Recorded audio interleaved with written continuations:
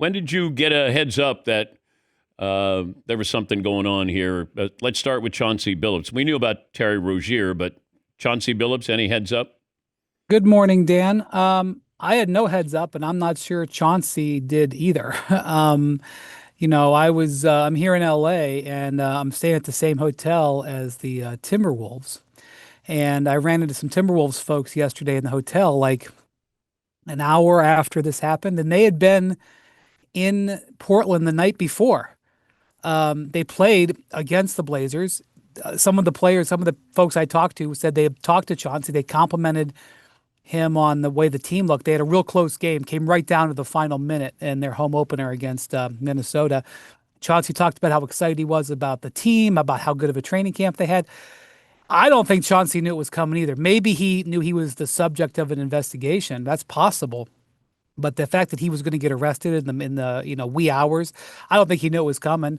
I'm not sure how much heads up the NBA had. I'm sure they knew it before I did, but I'm not sure that's how the feds operate. What's the worst accusation pertaining to the NBA, in your opinion? Um, I don't think that this is a scandal that rocks the NBA to its core.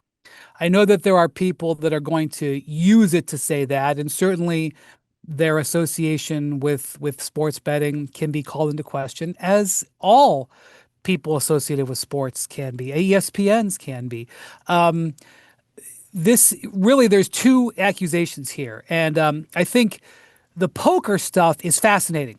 I mean, this is right out of a movie. You're talking about mob stuff. You're talking about cheating at poker games, rigging poker games. That was all interesting at the press conference. None of that has anything to do with the NBA. Now, there are potentially NBA people who were at these games. I'm sort of fascinated that the Justice Department seems interested in protecting the rights of people playing in illegal poker games. Like, they're worried about the victims playing illegal poker games, but that's for another day. But the Genovese crime family or whatever, I laughed out loud about 4 times at that press conference. That has nothing to do with the NBA. There was two different cases here. They were tied together in the announcement, and I understand why they did that. Within the case against the folks involved with the NBA, there are two different accusations. One is that two players took themselves out of games so their unders would hit. Both of them were publicly known. Jonte Porter's already pled guilty and has probably been an informant on this case. The other, Terry Rozier, was known and was investigated by the league, and he continued to play. And that's definitely something the league has to address. And I've talked to the league about that, and I'll tell you in a minute what they said. That is certainly a concern. That is not something that was news. It was new that Terry Rozier got federal charges, but that was not new.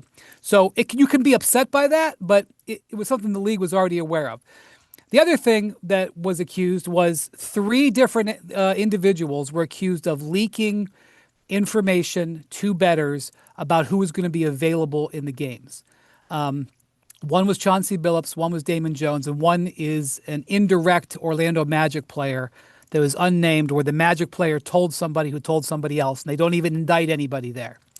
And that has been a soft target for the NBA, Dan, for decades.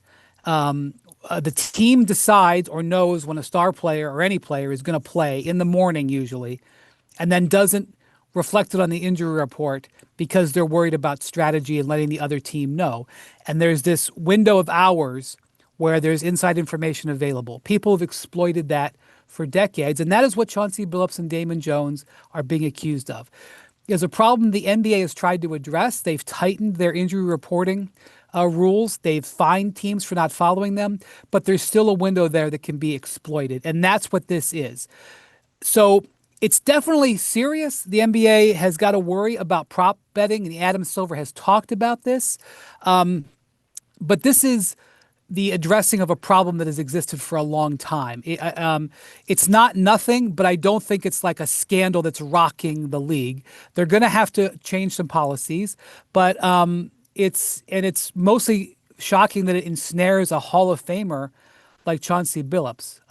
And let's wait and see who else might get involved with the poker, because NBA guys like to play poker and they're not all in casinos. So I'll see about that. But this is huge headlines, but I'm not sure that this is the dire scandal that it may seem if you just watch the press conference yesterday.